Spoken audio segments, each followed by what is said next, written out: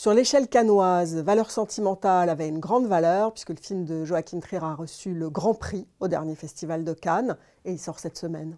We can't really talk. My father is a very difficult person.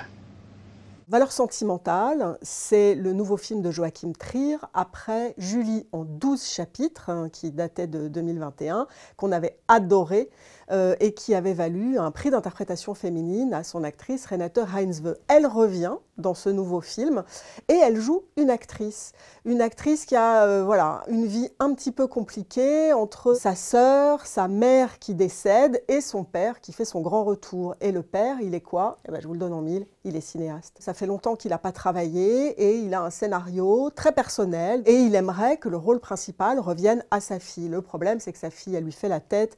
Il s'est éloigné de ses enfants quand il a quitté son épouse. Il a été un père lointain, distant. Il est un personnage un peu monstrueux d'ailleurs. Et je trouve que c'est une des plus grandes réussites du film, qui a 1000 qualités et aussi pas mal de défauts, à mon sens.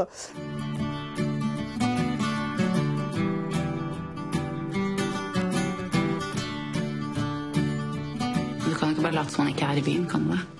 Hva prøver? Er det han? Là, c'est un film qui est plus à l'os, un peu plus austère que Julie en 12 chapitres. Et moi, j'aime beaucoup ça. Alors, peut-être mon côté protestant norvégien, je ne sais pas. Mais voilà, je trouve que le film est plus subtil dans ce qu'il raconte de la famille et de ses personnages. On retrouve tout ce qui faisait le charme de Julie en 12 chapitres, c'est-à-dire la grande qualité d'écriture de Joachim Trier et de son fidèle co-scénariste Eskil Vogt. Et cette histoire de la maison, ça c'est une des plus belles trouvailles de Valeurs sentimentales, c'est le fait que la maison soit un personnage à part entière et la maison presque parle à certains moments.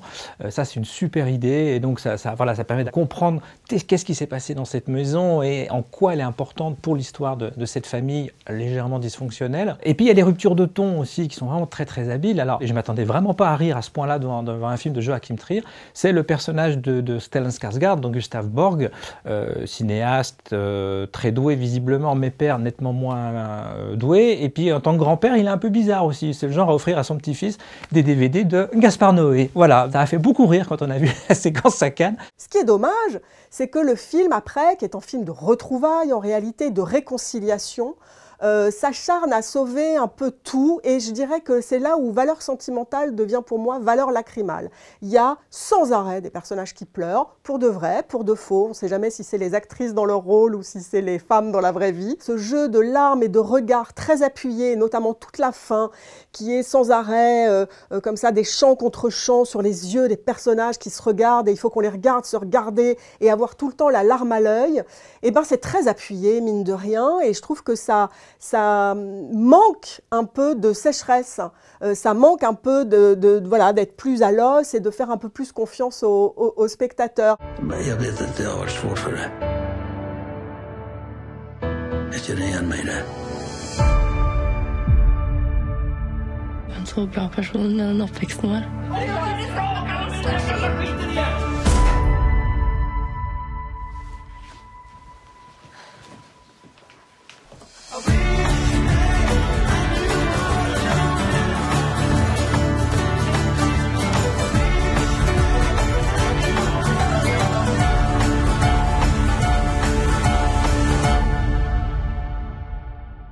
On est quand même dans un registre un peu bergmanien, un peu dur parfois, mais toujours avec cette délicatesse que peut avoir Joachim Trier dans sa mise en scène, que moi je trouve assez belle. Moi, dans ces jeux de regard, moi, ils m'ont beaucoup touché. Et puis, c'est un immense directeur d'acteurs et d'actrices. Alors, le rôle est formidable, le rôle de Gustav Borg, mais l'acteur est vraiment à la hauteur. C'est Stellan Skarsgård, c'est peut-être le plus beau rôle de sa vie, il a déjà une sacrée carrière. Et puis, alors, on retrouve Renate Reinsve, elle était formidable dans Julie en 12 chapitres, elle aurait pu de nouveau avoir le prix d'interprétation cette année pour le rôle de Nora dans Valeurs sentimentales. Et puis, il y a une révélation, ça c'est une actrice norvégienne qu'on ne connaissait pas. Elle s'appelle Inga Insdotter Linneas, et voilà, il faut retenir ce nom. Il n'est pas facile, mais j'espère qu'on la reverra bientôt. Elle donne vraiment beaucoup de corps et beaucoup d'intensité au personnage d'Agnès. Voilà, après tout ça pour vous dire que ma Valeurs sentimentales, ça a une très grande valeur pour moi et c'est un des premiers grands films à voir en cette rentrée. Valeurs sentimentales, c'est bien. Valeurs sentimentales, Bravo. Ni två är ju det bästa som har hänt mig. Best som har skjedd deg? Skulle vært der litt mer, da.